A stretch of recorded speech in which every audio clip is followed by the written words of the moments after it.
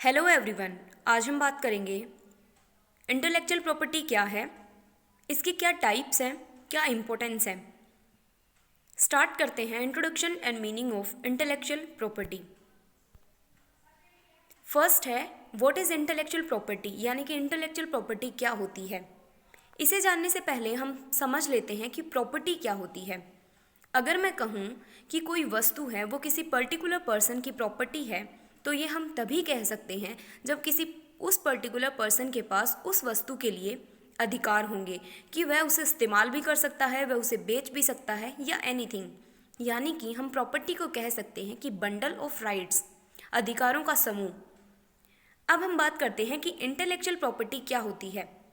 Intellectual property का मतलब होता है कि इंसान के माइंड द्वारा कुछ नया क्रिएट गई चीज़ें, जैसे कि वो लिटरेरी एंड आर्टिस्टिक वर्क्स हो सकता है, वो कोई डिफरेंट टाइप का सिंबल हो सकता है, कुछ नाम हो सकता है, कुछ डिज़ाइन हो सकती हैं। यानी कि ये ह्यूमन माइंड का क्रिएशन होता है कि इंसान अपने दिमाग से सोचकर कुछ न्यू क्रिएटिव चीज़ें डेवलप करे, वो होती है intellectual property.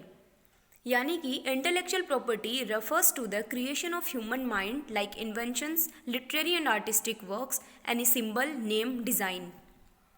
That is intellectual property. Intellectual जो प्रॉपर्टी होती है उसको दो कैटेगरीज में हम डिवाइड करते हैं। फर्स्ट आता है इंडस्ट्रियल प्रॉपर्टी एंड सेकंड आता है कॉपीराइट। इंडस्ट्रियल प्रॉपर्टी क्या होती है? ये इंक्लूड करती है industrial design and geographical indications को एंड ट्रेडमार्क्स को, और कॉपीराइट इंक्लूड करता है लिटरेरी एंड आर्टिस्टिक वर्क को। इसके बारे में हम नेक्स्ट आने वाले चैप्टर्स में डिटेल से स्टडी करेंगे। नेक्स्ट हम देखते हैं कि हमने प्रॉपर्टी एंड इंटेलेक्चुअल प्रॉपर्टी, इन दोनों में क्या डिफरेंस है। प्रॉपर्टी जो है उसे हम प्रॉपर्टी कब बोलेंगे? जब वो टेंजिएबल होती है, यानी कि हम उसे छू सकते हैं।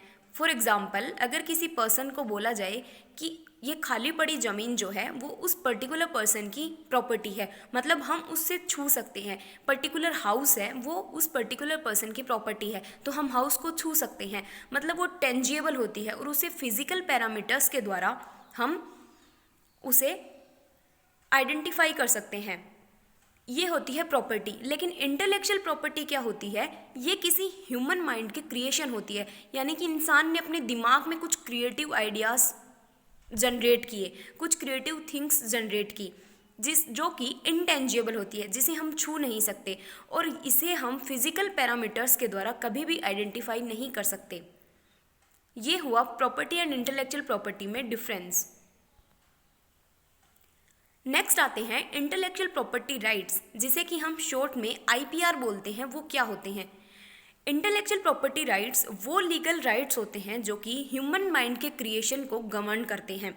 यानी कि हमने जो इंटेलेक्चुअल प्रॉपर्टी जनरेट की थी उसका भी कुछ ना कुछ, उसके लिए भी लीगल राइट्स होने चाहिए, उसको प्रोटेक्ट करने के लिए भी। ऐसा नहीं होना चाहिए जिस टाइप से हम अपनी प्रॉपर्टी को, जिसे हम टेंजिबल बोलते हैं, उससे प्रोटेक्ट करने के लिए जिस टाइप से लीगल राइट्स बने हुए हैं, उसी टाइप से इंटेलेक्चुअल प्रॉपर्टी राइट्स भी इंटेलेक्चुअल प्रॉपर्टी को लीगल राइट्स प्रदान करने के लिए बनाए गए हैं, ताकि उनकी कोई चोरी ना कर सके और एक के द्वारा बनाई गई चीज़ या एक के ह्यूमन माइंड के द्वारा कुछ क्रिएट किया गया दूसरे व्यक्ति द्वारा उसका मिसयूज ना किया जा सके। A right that is held by a person or by a company to have exclusive rights to use its own plans, ideas or other intangible assets without the worry of competition at least for a specific period of time.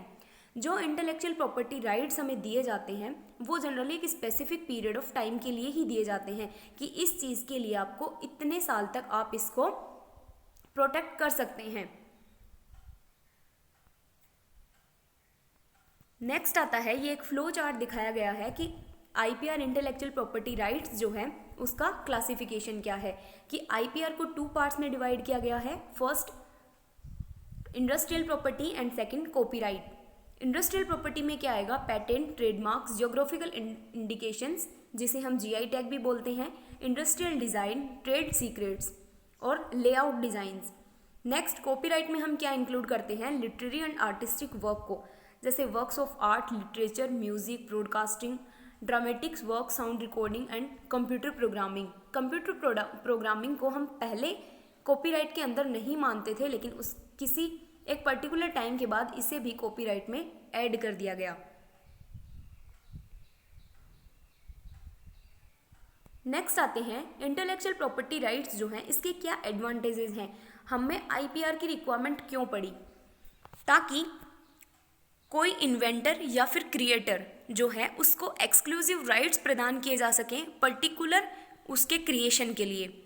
ये social और financial development में सहायता करता है, क्योंकि कोई भी intellectual property हो उसको इंटेलेक्चुअल प्रॉपर्टी तभी माना जाएगा जब वो सोशल और फाइनेंशियल डेवलपमेंट में सहायता करता है, समाज के कल्याण में और समाज के विकास में वो हेल्पफुल होगा, तभी उसे इंटेलेक्चुअल प्रॉपर्टी मानकर आईपीआर प्रदान किए जाएंगे।